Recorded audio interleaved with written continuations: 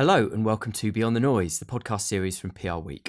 I'm John Harrington, the editor of PRWeek UK, and I'm joined by PRWeek's news reporter for the UK and Middle East, Eliza Wiredu. Hi, Eliza. Hello, John. How are you? I'm good, thank you. So, events in the Middle East have dominated the news in recent days following the US and Israeli attacks on Iran and by the retaliatory strikes directed at several US allies in the region. That includes the United Arab Emirates, which, as we know, is home to a particularly thriving PR industry. We know this is a fast-moving situation, so we won't be reporting on the specifics and the most up-to-date news, but obviously the impact in the region has been profound. As PRWeek, we'll be looking at how the comms industry in the UAE in particular has been coping. To do that, we're joined by Conrad Egbert, who is based in Dubai and heads up the PRCA's operations in the MENA region. Thank you for joining us today, Conrad. I wanted to start by saying I hope you and your colleagues are safe and well. Thank you very much, John. Hi, Eliza. Thank you for having me. Like I said earlier, it's a strange situation we're in because we do not expect to be in such a predicament. The UAE is one of the safest countries in the world, so it's a bit difficult. It's just to give you a bit of context here why it's so strange for us. Well, one, it's just not usual that we're in this situation. Two, it's also a little bit more complex because it's Ramadan right now. So we have sort of stripped down working hours already, which in a way, I guess, kind of helps us navigate this a little easier because we were prepared to strip down work hours. And now it's like everyone's working from home. We've all gone remote. So that kind of helps in a little way, I guess. Yeah, I could imagine. I wanted to go back a little bit and ask where you were when the strikes in the UAE first happened. And if this is not a stupid question, what was your reaction and what did you do? So it was over the weekend, John. It was a Saturday, and by the time we woke up and made ourselves cups of tea, the news had already started to cover what was going on. To be honest, we were expecting this because it's been happening for almost 2 weeks. We had all of the US Navy start to move in. This was, we were aware of that situation, but we didn't really expect it to actually happen in the way it did. So yeah, it was a bit of a shock, to be honest. And I was with the family at home, and we just watched the news and just got glued to the news. And of course, stayed indoors because we began to hear little sonic booms, going off in the distance, of course, but it's still really worrying because we've never experienced that before. So it was a bit worrying. How did your colleagues in the industry react? Were there a lot of messages going back and forward? Were people checking in on each other? Yeah, I mean, well, look, this is really unprecedented for us. I can't stop saying that enough. The UAE is one of the safest countries in the world, despite its location, which is almost like a miracle. And Dubai and Abu Dhabi have consistently ranked in lists of the safest cities in the world. So naturally, the situation caused a sense of, I would say, confusion. I'm choosing my words carefully. It was confusion mixed with worry because we're so used to being almost spoilt because it's so safe here. And people have been reaching out to each other, of course, checking on each other. Family from abroad. The UAE has 85% expat population. So lots of people from all over the world getting in touch. I've had journalists, friends, and colleagues reach out, A, to check if we're okay, and then to find out what the actual situation is on the ground. Because the news, of course, especially the global news, was reporting things that we didn't know. As sometimes we knew stuff and it was not being reported. So, of course, that's going to happen in these situations. That's the nature of breaking news. But everyone is naturally worried and concerned, but also very sensitive to each other, like in the workplace. We're very sensitive to each other because this is not normal. Yeah, I could well imagine a lot of camaraderie, I suppose. And I'm interested to know what the atmosphere has been like. I mean, I appreciate maybe it feels a bit like COVID in a way that you all just sort of go from meeting each other in person to very much spending much more time at home. But how do you describe the atmosphere now as we speak on Tuesday? So that's a very good question. The atmosphere, it sort of changes from day to day. And today, I was actually out today for a meeting. So it's definitely quieter. The roads are quieter. They're not that quiet that it's almost eerie. It's not like COVID. Actually, COVID was almost worse than this. So I was out for a meeting. I don't know how to describe it. It's a strange one because people are still going about their own business. The malls are still pretty much busy. People are having lunches. I had lunch with a colleague, and the restaurant seemed to be decently full. And yeah, I think the atmosphere is, if I had to describe it, it would be of caution. Of course, people are just being careful, but life is just going on. So I've spoken to a few agency heads about how they're supporting their employees, and you mentioned working from home as well. What other support tools have you seen people implement at the moment? So a lot of agencies, of course, have gone fully remote because that's what the government recommended, at least until today or tomorrow. But they're just going by the recommendation, which is great. So everyone across the GCC is working remotely, though I'd say maybe not Oman, but I'll come back to that in a bit. But the rest of the GCC is working remotely. Also, clients who sort of ask for physical meetings, which I'm sure most clients wouldn't, but if clients do, they're not being entertained unless there are scheduled indoor video shoots or something that they can't change. But otherwise, it's pretty remote. There's a focus on internal comms from clients. I mean, the agencies are focusing more on those things which they can do from home. And I think safety is priority at the moment. On advice to clients that agencies are giving, it's to hold off any new launches or events or anything they can avoid doing right now, and refrain from any announcements in the media, like launches or whatever. Oman is a little different, as I mentioned earlier. It's a much bigger country, landmass wise than the UAE, and its capital Muscat is pretty far from port that was struck. So, according to my sources, business is as usual in Muscat. Schools, etc., are open and staff are pretty much going to work. Right. I mean, one thing you mentioned earlier on about the government and their advice. How would you say the authorities have managed their communications across the region in general? It sounds like you've been fairly impressed by their comms and telling people how to behave in these very unusual times.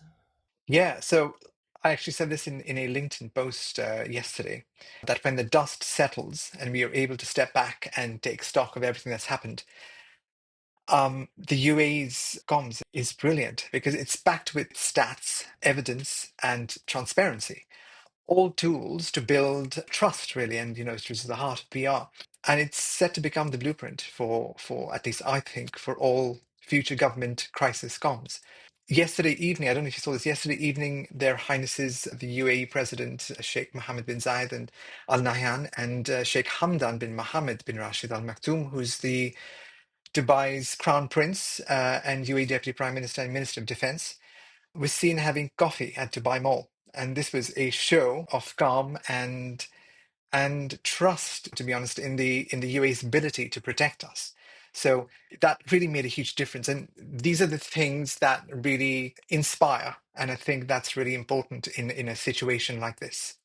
I saw that actually, that image sort of doing the rounds. So yeah, just that sense of kind of making it normal to go out and don't stop buying things, don't stop going to places where you'd normally go. It was a real image of stability, I would say. Yeah. Do you think there are any long-term concerns about the UAE as a place for business generally and looking at the PR sector specifically? Look, I can say a lot on this, but I let evidence be my guiding light and everything. And the facts are that the UAE and the wider GCC are among the world's safest countries. We eat business for breakfast. I literally just came back from business lunch, as I was saying earlier. I took a taxi, roads were a little quieter, but nothing to talk about. And the restaurants was almost full, as I mentioned. I mean, it can come across like this, but people aren't delusional. We know danger when we see it. And that's how we know we're in danger, right? We see it or we feel it. And we don't see it at the moment, so we feel quite safe. Now, if things escalate, that's another story. But at the moment, because of the UAE's anti-missile system, that is really sophisticated. And all we've been hearing are the booms that go off, yes. We haven't actually seen much. Yes, we've seen the shrapnel that's been falling, at the palm and all that stuff. Again, social media is another thing, which is another ball game altogether, because there's a lot of stuff on there that is not true. There's a recent one that's been going around of the Burj Al Arab being attacked by a missile, the helipad. That's complete nonsense. It's an AI generated video. So stuff like that is going around. But yeah, I think there's nothing here to change or hold back the PR industry. I was going to ask actually how the situation is being reported in the wider media from your point of view. It's disappointing, but not massively surprising to hear that there is that disinformation and sort of AI fueled nonsense doing the rounds. What's your take on how it's been reported in the wider media and the more sort of quote unquote traditional media, would you say? Do you think some reports of the impacts have been somehow exaggerated, or do you feel this is just inevitable when the situation generally is so worrying and so, important? I'll come back to that point, John. First, I must tell you this little story that happened on Saturday morning when it all started. It's pretty much a microscopic picture, but a picture nonetheless. I was, of course, glued to the news because I was home, indoors, slowly driving myself into a state of panic, watching the news on the BBC and CNN and flitting between Euronews and all the legacy channels. Right, with no idea about what was going on outside, because you just begin to panic when you see stuff like this, and that's what was going on. Anyway, in walks my aunt, back from a shopping spree, believe it or not, on Saturday when all of this had started. And I'm not making this up. I know it sounds absolutely ridiculous, but anyway, she looked like she was in a hurry. I thought, okay, fine, she knows what's going on. And then she just turns to me and says quickly, "With the cricket on, I want to see the score." And I was like, are you aware of what's going on? But of course, it could be her. People are different. They deal with things differently. But the takeaway from that, for me, was how used to safety we are. And here there's a full-blown war is unconscionable. And it's only after the few reported incidents, mostly shrapnel from intercepted Iranian attacks, that we've seen on the TV that it became serious for us, right? The BBC reports were pretty on point once they had more information. But again, as journalists, you understand breaking news. There's very little to go on when you break news, because that's why it's breaking news. Otherwise, it wouldn't be breaking news if we had all the information. So once they start breaking news, the way I see it is like it's like a boomerang. You chuck it far, and then it comes back to you. So the balance comes back. The more you learn, the more you report, and that's how the BBC or CNN or whatever the other news channels are. That's how they report. So yes, there was stuff which was made it look like it was worse than it actually is. It's true. But I think at this point now, when it's matured we're in day 4 of it, it's matured. The news coverage is pretty decent. It's not too bad. But initially, yes, it did sound worse than it was. Would you say that's the same for like social media as well? I don't think so. I think social media can go off on a tangent. You spiral into, it's just the algorithms, Eliza. So, for example, if you click on, at least this is my experience. I can be completely wrong. It's my experience. As soon as you click on something which is a bit sensational or whatever, it'll throw you another one like that. So it's like a bit of a spiral. It's like a echo chamber, is what they call it. So I really don't think it's the same kind of. You can't compare the two, really. I'd be very careful about social media, to be honest.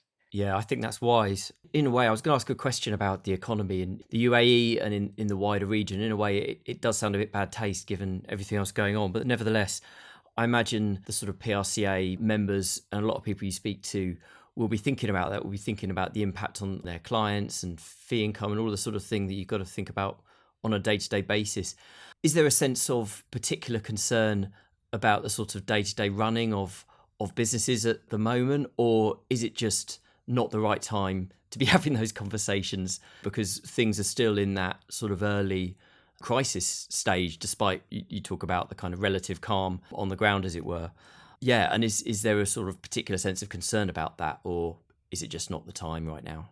So you're right on all counts, John. It is not the time for sure. And actually, some of our members have created guidelines for this time, what things to talk about, what to approach, what not to approach, in a very sensitive manner. And this is one of the recommendations, that do not push for, let's say, invoices, and to be honest, we do this ourselves as the PRCA. So I've sort of said, let's not discuss business at this point.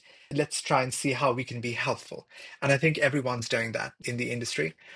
Of course, having said that, the leaders are going to be worried about how this is going to impact the bottom line.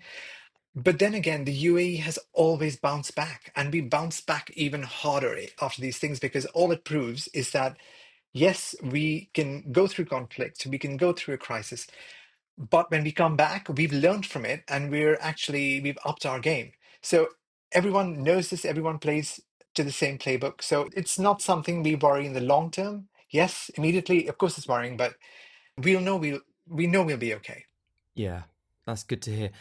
You mentioned this sort of guidelines. It'd be good to know what else there is on that, by the way, sort of advice that is going around about how you handle this situation. In terms of like approaching, like, for example, if you're chasing an invoice or whatever, you won't do that now. You'll just wait until things calm down. If there is a launch event that you're supposed to have, let's not have that launch event right now. If you want to have a meeting, a physical meeting, let's reconsider. Let's have that meeting at some other point. It's more of hows rather than the whats, I think, if that makes sense. And that's what it's full of. It's just a reflection. Just stop and think before you speak, basically. If I can put that into a sentence, the entire guidelines, that's it. Just think before you do, think before you speak, and just be sensitive. Sounds very sensible. So, what are your final messages to the global PR community about the industry in the UAE and the wider Middle East region? I guess three things, Eliza. First and foremost, stay safe. And I can't say this enough. Source your information from verified, legitimate sources. Do not believe everything you see on social media. Second, stay present and stay agile. Two, PR skills that in a wartime situation like this literally morph into survival skills. So monitor the situation and follow official advice. We are the right side of history, and we have our European and American friends who have our backs. I think that's key and to keep in mind. Lastly, the conflict has thrown the regional PR and comms industry into the spotlight. My advice to the world would be to carefully watch and learn from what's going on here. Our wins, our mistakes, it's all for our progress at the end of the day. And I have faith that this too shall pass and we'll all be the better for it. Great. Well, that sounds like a good point to end this conversation. Thank you so much, Conrad, for coming on the podcast and talking to us. Really great insights. It goes without saying, we hope you and all the other comms professionals in the region stay safe. We wish you all the best in this challenging time. Thank you very much, guys. I appreciate it very much. Thank you. Well, thank you. And thanks also to Eliza and to everybody for listening. Until next time, goodbye.